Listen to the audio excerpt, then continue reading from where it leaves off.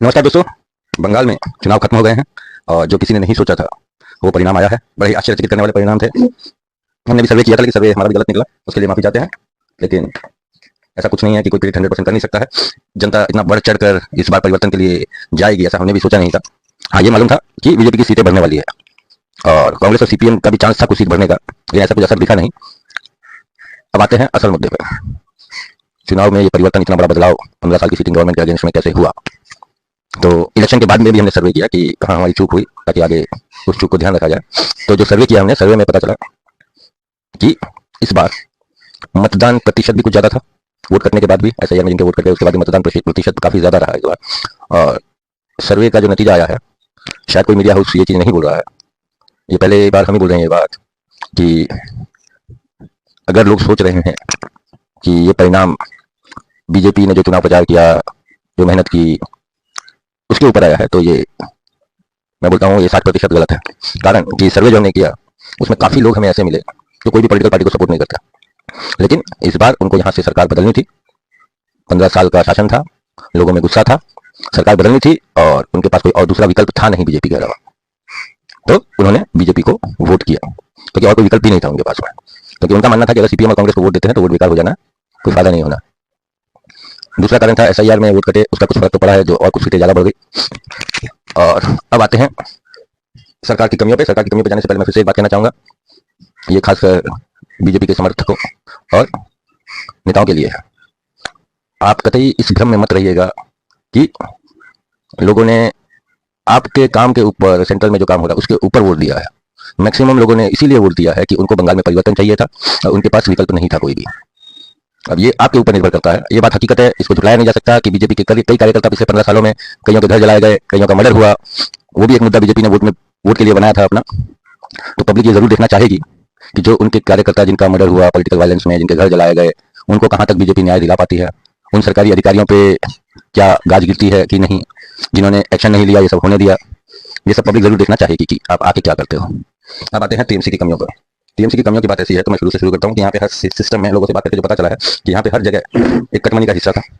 Cut money मतलब आज यहाँ पश्चिम बंगाल में जितने भी कमर्शियल व्हीकल चलते हैं, गाड़ी वाले जो है वो बहुत हद तक परेशान है। कारण कि कुछ रूल्स ऐसे बनाए गए हैं कि आपको थानों में मंथली बना के ही गाड़ी चलानी पड़ती है।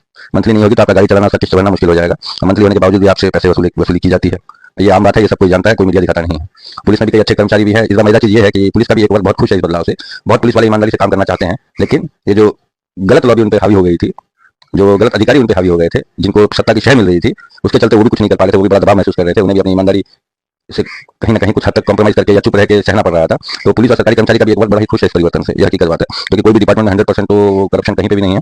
अच्छे लोग भी है, खराब लोग भी है, लेकिन यही होता है कि जब सत्ता गलत काम करती है तो गलत अधिकारियों का प्रभाव ज्यादा बढ़ जाता है, अच्छे अधिकारियों को दबा दिया जाता है, उनकी बात ही नहीं सुनी जाती है।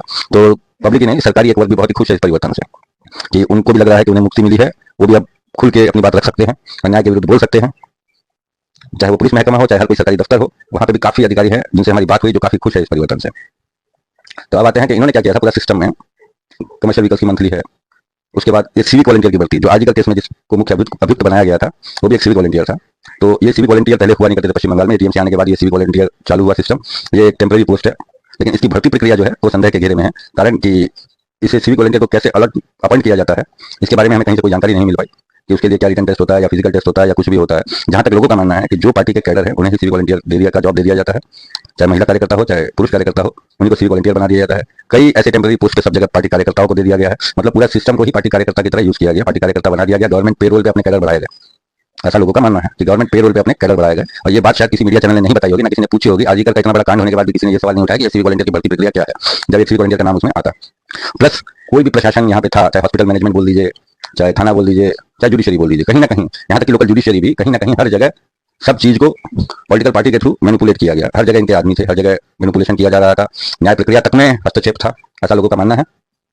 मतलब पूरा सिस्टम अगर एक पॉलिटिकल पार्टी के झंडे के नीचे आ जाए, पूरा सिस्टम इंडिपेंडेंट काम ना करके एक पॉलिटिकल पार्टी के अंडर में चला जाए और उसके हिसाब से चलने लग जाए, तो पब्लिक तो समझदार है, पब्लिक समझ रही थी एक्सट्रीम हो चुका था। तो कर्मा तो मिलना ही है आपको, कर्म का फल तो बाद नहीं जाता, सबको मिलता है। पब्लिक ने अपना नतीजा दे दिया है। आजकल केस जो हुआ था उसकी बात मैं बता दूं, उस समय भी हमने कई सरकारी अफसरों से भी बात की थी, पुलिस महकमे में भी कई लोगों से बात की थी उस समय हमने। उसमें काफी बड़ा वर्ग था जो सेटिस्फाइड नहीं था उस जांच से, जिन्होंने खुद कहा कि ये गलत हुआ और उसके बाद उसको छुपाने की कोशिश की गई, साक्ष्य मिटाने की कोशिश की गई, और इसमें कहीं ना कहीं पुलिस के बड़े अधिकारी भी शामिल थे। तो उससे जनता भी खफा थी और सरकारी वर्ग भी, सरकारी अफसरों का एक वर्ग, चाहे पुलिस महकमे का हो चाहे सरकारी दफ्तरों के बाबू हो, उसमें एक बड़ा वर्ग इस चीज से बड़ा रोष में था। ये कहीं ना कहीं किसी को हजम नहीं हो पाया कि बंगाल की एक लड़की के साथ इतना बड़ा कांड हो गया और प्रशासन पूरा उसका लिपापोती में लग गया। ये तो एक बहुत ही बड़ा कारण था। दूसरा, यहाँ पे कंस्ट्रक्शन, प्रमोटिंग, जितना भी काम है इसमें हर जगह कटमनी है।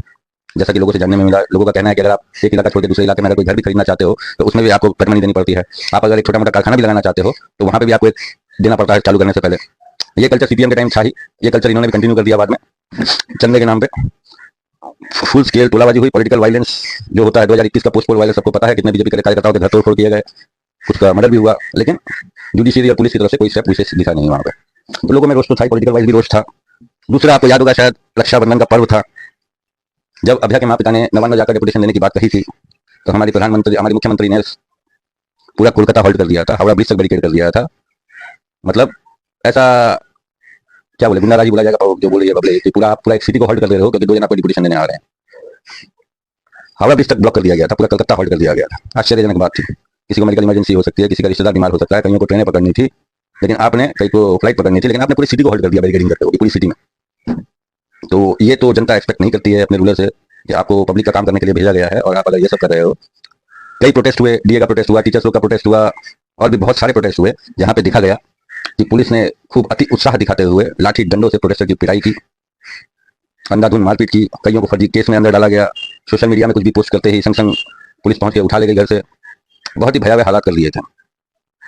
तो उसका नतीजा सामने आया, पब्लिक ने बढ़ चढ़कर वोटिंग में हिस्सा लिया। पब्लिक के पास विकल्प के रूप में एक ही पार्टी थी, उसका लाभ उसको पूरी तरह से मिला है। सिस्टम की कई खामियां थी, प्रशासन से जुड़े कई लोग इस बार परिवर्तन की बात कर रहे थे, लेकिन हमने भी एक्सपेक्ट नहीं किया था कि इतना बढ़ चढ़कर परिवर्तन के लिए आगे आएगा सब और पूरा वोट एक ही पार्टी में तब्दील हो जाएगा। अच्छी बात है, लोगों ने परिवर्तन कर दिया है। अब सवाल है कि बीजेपी आने के बाद सत्ता में क्या करती है। कारण इतने साल टीएमसी के राज में जो भी बीजेपी कार्यकर्ता था, लोगों का ऐसा मानना है कि उसको डर के रहना पड़ता था, उसको आए दिन परेशान किया जाता था पुलिस द्वारा, प्रशासन द्वारा। कई फर्जी मामले कर दिए जाते थे, कईयों को घर छोड़ के दूर रहना पड़ा, कईयों के मर्डर भी हो गए, वो केस आज तक पेंडिंग चल रहे हैं। तो अब बीजेपी सत्ता में है, लोग उम्मीद करते हैं कि एटलीस्ट सबसे पहले तो अपने कार्यकर्ताओं पे हुए अत्याचार में जो लोग शामिल हैं, जो अधिकारी शामिल हैं, उनके ऊपर वो क्या एक्शन लेते हैं, कितने केस खुलते हैं, कितने री इन्वेस्टिगेशन होते हैं।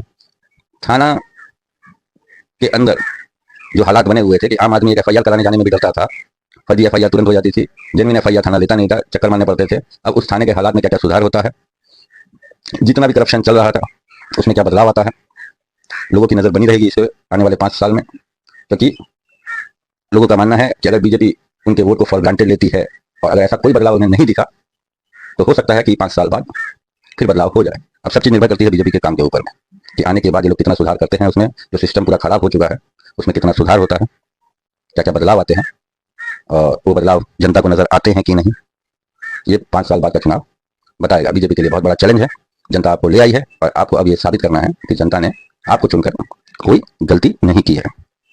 बहुत बहुत धन्यवाद।